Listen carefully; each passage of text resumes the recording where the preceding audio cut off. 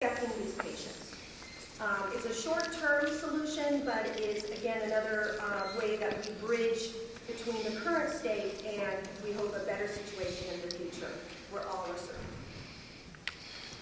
We know that the first group of people who are in the program are going to be the ones that probably have high health care costs because they're enrolling after an episode of care. We know that a large percentage of the people that will be getting Medi-Cal through CalOptima in 2014, and we estimate that it's about 100,000. We're going to be getting about 100,000 new members in January, and of those, more than half are going to be coming to us from the county's Medical Services Initiative program. Anybody familiar with that program, MSI? It's a very important program in the community, and we know that about 80% of the people who are on MSI right now are actually going to qualify for Medi-Cal after January. The tough nut to crack here is how do we convince healthy young people who feel like they are invincible to enroll in coverage, and especially if they have to pay for it. So, as you might imagine, the federal government, the state, our local community partners are very concerned about that. The enrollment in that segment of the population is crucial to the viability, the long-term viability of the program. So, in the next few months, you're going to start to see some mass media campaigns. They'll probably do some, catchy stuff. Massachusetts, for example, their approach was to make it uncool not to have coverage. So we'll see if, that's the approach that California will take. So again, this summer, there's going to be a major media blitz to inform people who are potentially eligible for coverage, that it's coming. Here in Orange County, as I mentioned, it's, some estimates say 80,000. We think it's probably closer to 100,000 people will be eligible after January, newly eligible. So I mentioned earlier how there's still a lot of pieces to this puzzle that haven't quite been connected. And that's because the Affordable Care Act is at the federal level. What shape and what it looks like and what it's going to mean for California, those decisions have to be made legislatively at the state level. So it can't happen until our governor and legislature come to some consensus on how to do it. And so there are a lot of decisions that we're waiting on, like number one, the one that we were most concerned about is, will Medi-Cal expansion happen or not? For whom? What's the final benefit set? Okay, so it's still unknown what the exact benefit set will be for this expansion population. And I know in the previous session there were a lot of questions about benefits, and unfortunately we're not in a position to be able to answer that concretely, although we do know some things that have to be included in that essential health benefit package. One of them is behavioral health. And so Dr. Chow will be talking a little bit more about that here in just a minute, but that's an important gain, an important development for people who are dealing with mental illness and their caregivers and the people who are working in the field. So lots of impact there. So the health benefit exchange, like I said, is a place where, as a consumer, you have choices of different health plans, and they all have to meet the same criteria. So when you get online, for example, and there is already a website for Covered California, which is the name that California chose for the exchange. So that's coveredca.com. If you go on that now, you can't make any selections. The enrollment period hasn't started yet. It starts in October 1st. But you can get a little bit more information about how it's going to work. So I do recommend that you go on that website and check that out. But the effort, the reason why they're creating this portal, like this website, so people can go on there and compare options, is that they're trying to make it so that it's easy to compare apples to apples.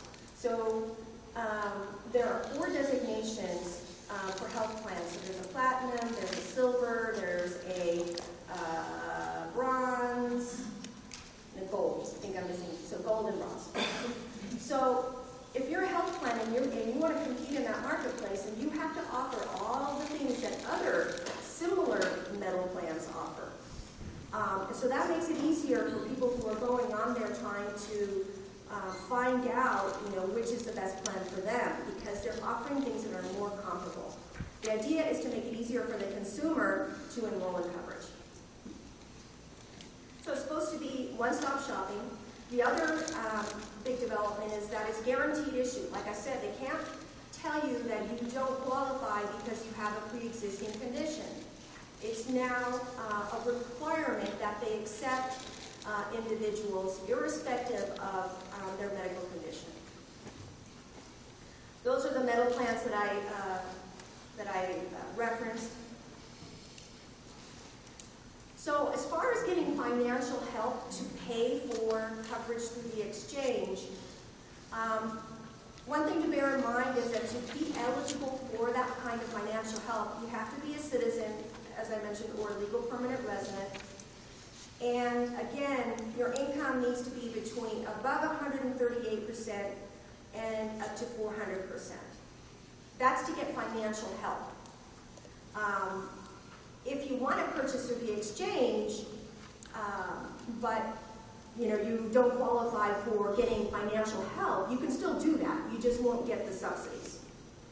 So what that translates to is that for 400% of the federal property level is about $47,000. 138% at the low end is about $47,000 for a family of 4. And at the high end, at 400%, it's about $94,000 for a family of 4. So that shows you kind of the spread there. And there's 2 types of assistance. The thing that I think is important to note, because I know, again, we're sort of monitoring public perception. What are people thinking right now that might be barriers to them actually going and purchasing coverage? And one of the things that I think is a common misperception is that that tax subsidy or help, that you're only going to get that at the end of the year. So when you file, in April, you'll get some kind of a return. So I just want to make clear that for people who qualify, the premium assistance will be right at the front during enrollment. So if it costs $300 to insure you per month, and you qualify for $250 of subsidy assistance, they're going to take that off.